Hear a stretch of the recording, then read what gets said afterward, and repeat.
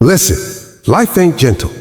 It don't send you a text before it hits you with a test. It don't ask permission before it takes from you, breaks a plan, or slams a door in your face. Sometimes life will push you down so hard you swear the ground is your permanent address. And when that happens, you got two choices. Lay there and let the world step over you, or push back harder than whatever pushed you down. Now I ain't here to sugarcoat it. Getting knocked down hurts. It's ugly.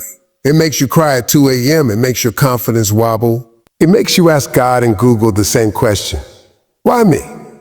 But here's what I need you to hear. Getting knocked down is not the problem. Staying down is. Falling is part of the game. What separates winners from whiners is the decision you make after you hit the floor. Getting knocked down will happen. Life will trip you. People will disappoint you. Circumstances will steal your confidence. That's not the shame. The shame is choosing to lie there and let that one moment become your identity. Falling is a chapter, not the whole book. You get judged by what you do after the fall, not the fall itself. Too many folks treat one failure like a final grade. They look at a closed door and sign off on their life. That's how dreams die. Not from the blow, but from the decision to stay down and make the pain permanent. Listen, there's a difference between hurting and quitting.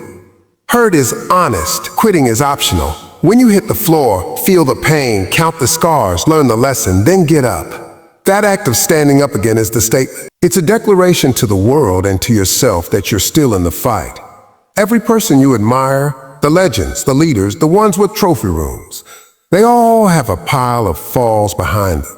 They have receipts of nights they wanted to give up. The difference is they use those receipts as fuel. They cash them in for courage. You don't have to pretend it's easy. Cry if you need to. Call somebody and let it out. But don't unpack and move in. Don't buy a rent-by-the-month room in defeat. Staying down becomes a habit, and habits are hard to break. When you rise, you interrupt that pattern. You tell your brain, oh, we don't live here anymore. And that one decision rewires everything. It turns you from a victim of circumstances into the author of your comeback. There's power in rising that can't be faked. It's not about a single heroic leap. It's about 1,000 small stands. It's making the bed on the days you feel like sleeping forever. It's sending the email, making the call, showing up to do the work even when applause is absent. Every small action builds muscle, carries weight. Weight carries responsibility. Responsibility attracts reward. You get strong by moving, not by mourning. The comeback is a chain of choices, each one small but steady, and together they become unstoppable momentum. And hear this, rising is also about perspective. When you stay down, you magnify the insult, you replay the hurt. You let the lie grow loud. But when you stand up, you shrink the problem by shrinking your attention on it. You stop giving the hurt the spotlight and you give your future the mic. People who stay down live in the problem. People who rise live in the solution. The latter group is harder to ignore and easier to bless. Finally, remember that your comeback will inspire somebody else who's still on the floor.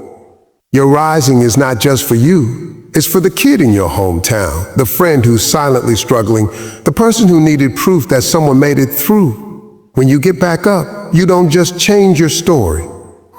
You change the possibility for everyone who watches you choose courage over comfort. So get up, brush the dirt off. Not tomorrow, now. Stay up by staying moving. Fall if you must, but refuse to live there. Your next step is the one that defines you. When life hits you hard, it's natural to want to retreat. But there's a mindset shift you have to make. You can't just meet life's push with the same energy. You've got to push back harder. Life isn't fair, but it is responsive. It respects pressure. If you meet resistance with weakness, it'll keep shoving you around. But if you dig in, plant your feet, and push with everything you've got, life starts to move in your direction. The universe notices effort. God notices grit. You can't control when the storm comes, but you can control whether you let it drown you. That a push back harder mentality is about refusing to let a bad season become a bad life. When the bills pile up, push harder with ideas. When people doubt you, push harder with proof. When the weight feels too heavy, push harder with faith. You can't fight life's battles on cruise control. You've got to go manual, take the wheel, and make intentional moves toward what you want. Hard times demand hard decisions. Decisions to get up earlier, work later, and give more than you feel you have. comfort doesn't create breakthroughs, pressure does.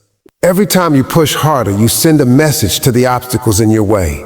I'm not going anywhere. Obstacles respect persistence. They will test you, taunt you, even delay you. But if you keep pressing, they'll eventually break before you do. That's how winners are made.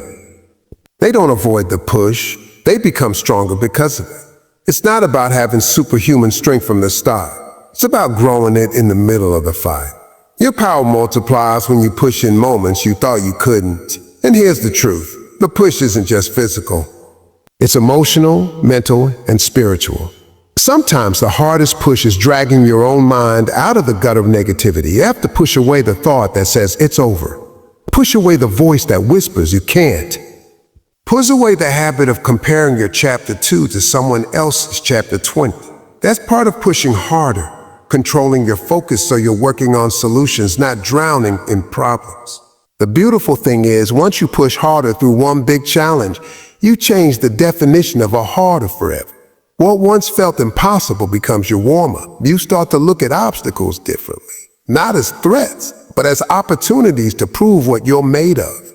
And before you know it, that harder push becomes your normal pace. You live in a gear most people never reach, and that's where extraordinary results happen. So don't match life's push. Outdo it, outlast it, outfight it. Every extra ounce of effort is an investment in a future where the very thing that tried to bury you becomes your testimony.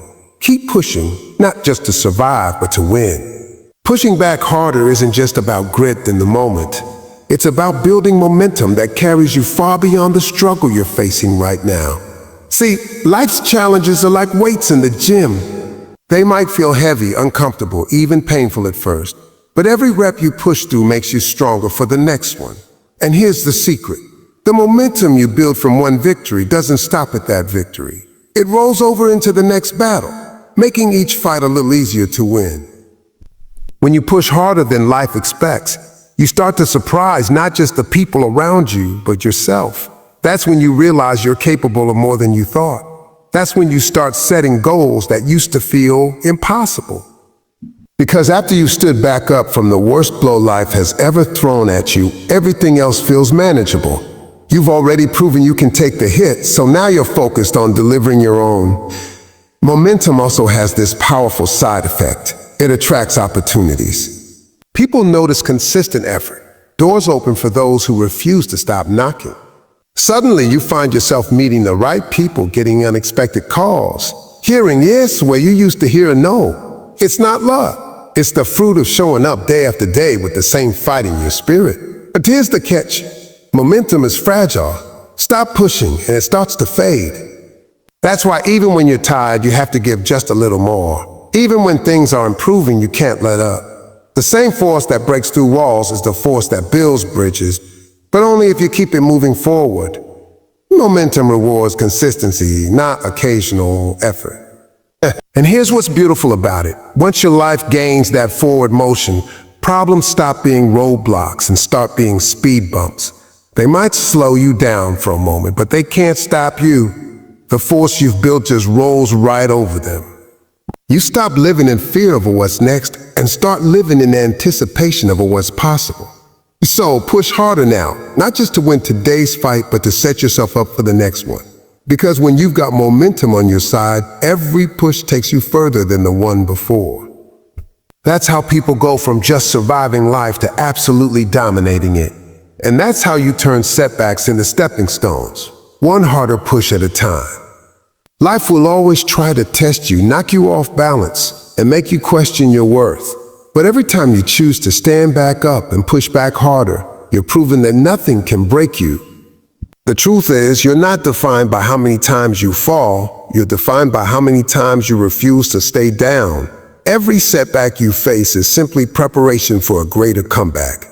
So the next time life shoves you, don't just regain your footing, push with everything you've got. Because that's when you stop being a victim of circumstances and start being the author of your victory story.